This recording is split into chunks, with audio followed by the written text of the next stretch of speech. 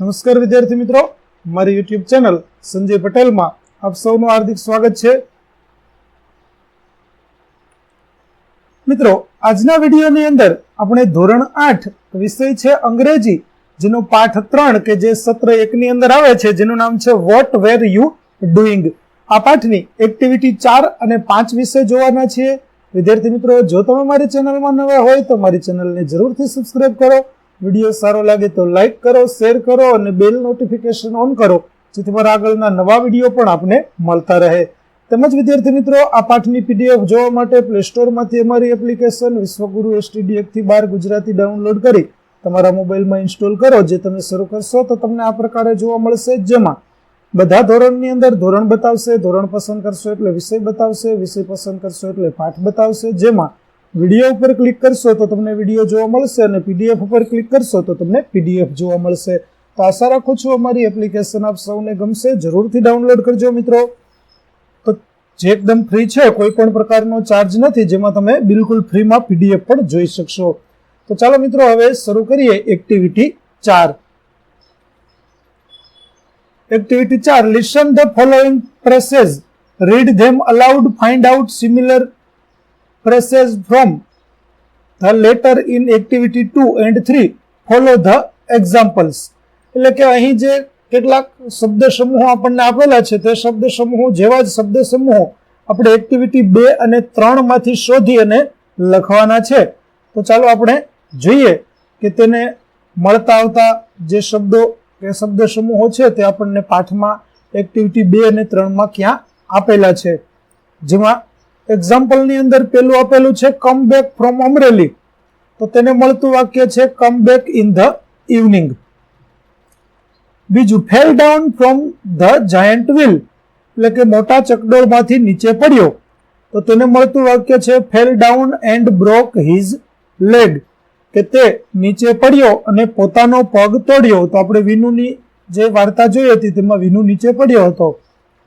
ત્રીજું, looking at the birds, તેઓ પક્ષીઓને જોઈ રહ્યા હતા.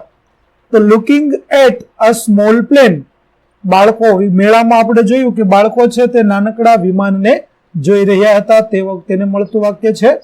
ચોથું, લાફ્ટ એટ માય ફ્રેન્ડ, મારા મિત્રો સામે હસે છે. તો તેને મળતું વાક્ય છે laughed at the old man. વિદ્યાર્થી મિત્રો, અહીં ધ ઓલ્ડ મેન છે કે તે વૃદ્ધ માણસની સામે જોઈને હસે છે.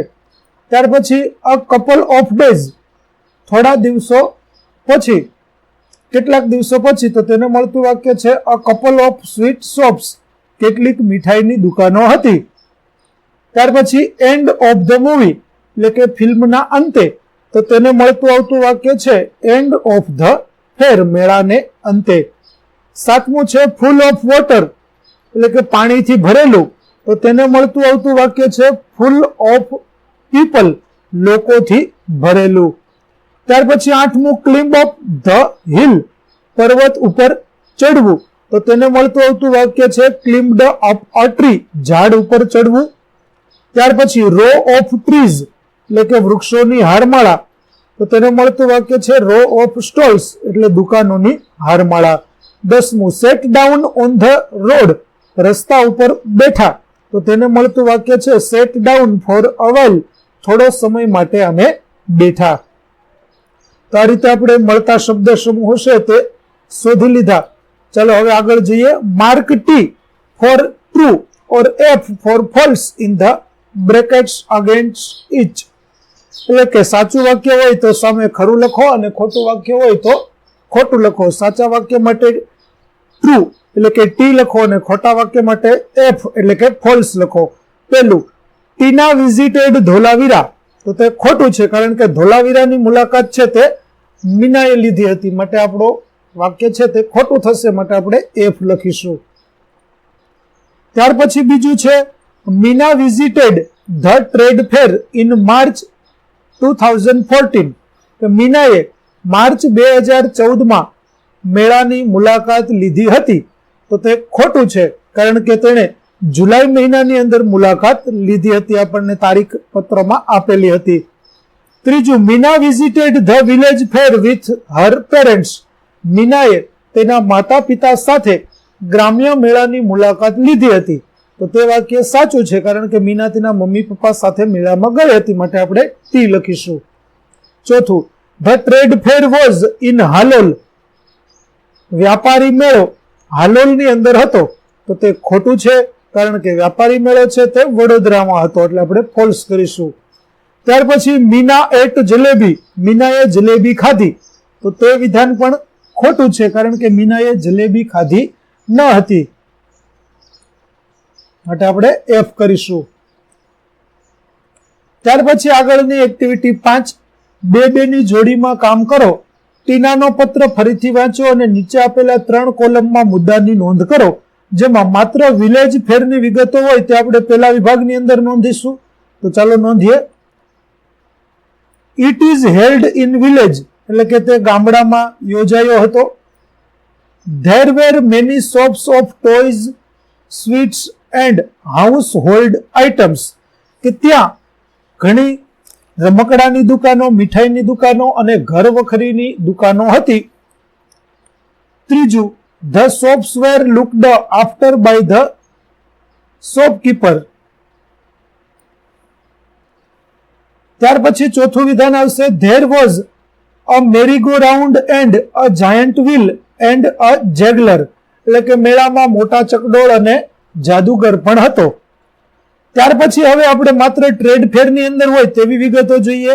તો it is held in a city, એટલે કે તે શહેરની અંદર યોજાયો હતો. બીજું, there were many stalls of electronic goods, fridge and washing machines. તો તેમાં ઘણા બધા ઇલેક્ટ્રિક વસ્તુઓની દુકાનો હતી, જેવા કે ફ્રીજ અને વોશિંગ મશીન.